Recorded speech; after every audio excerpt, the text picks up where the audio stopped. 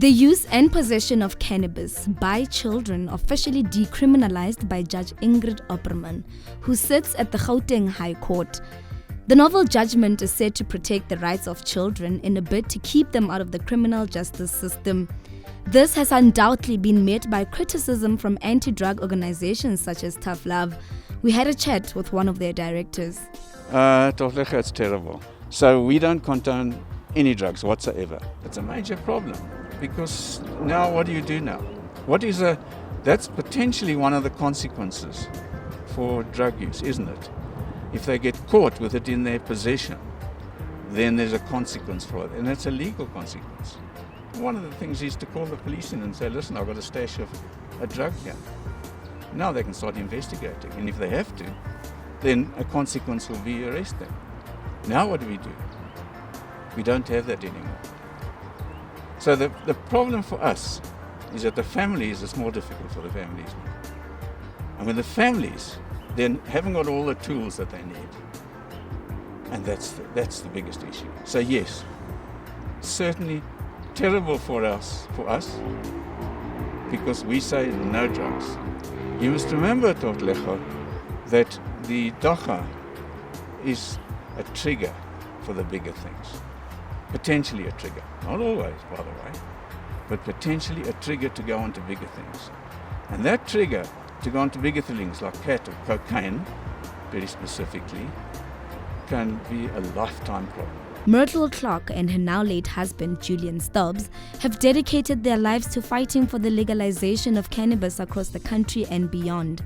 She says that there needs to be a willingness to work together with government and civil society. And this was actually a bigger breakthrough for us as Fields of Green for All than any bill that has just come out. I think people don't understand how important that is, because while as Fields of Green for All we suggest an 18-year age limit for the trade in cannabis, what we should rather be doing is rewriting drug education and teaching people, and particularly children, what cannabis really is.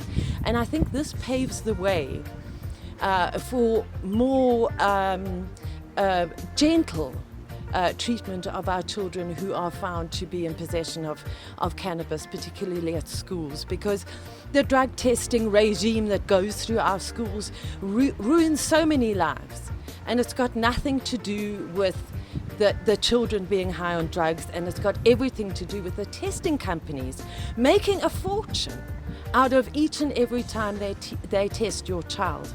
So this whole thing needs to be looked at. At Fields of Green, we've got some solutions. There are solutions from around the world. There are lots of youth organizations who offer solutions, but unfortunately the South African government, and certainly not the Department of Education, have even looked at some of these 21st century solutions.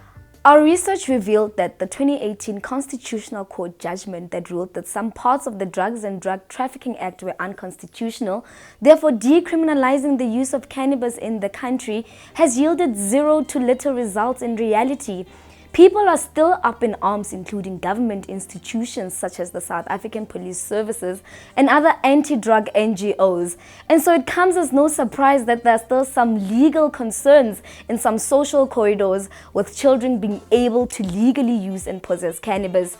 Question is, will we as a country ever be on the same page as far as cannabis is concerned? But for now, let's leave you with some interesting comments from the streets regarding children and cannabis. I think it's excellent. I've got a daughter who is a diabetic, and sometimes it does actually help to balance her out as well. So it's excellent. I'm so happy about it. So it will bring the prices down as well. I don't think they should decriminalize it personally, but it would make sense if the child is caught in possession of it, depending on what they might be using it for, if it is medicinal or not. I'm not sure if it should be allowed for children to actually go and buy it themselves, the same as cigarettes or any alcohol or anything that's addictive. But I do think it should be allowed as a medication. I don't think they're at an age where they can choose yet if they want to use it or not.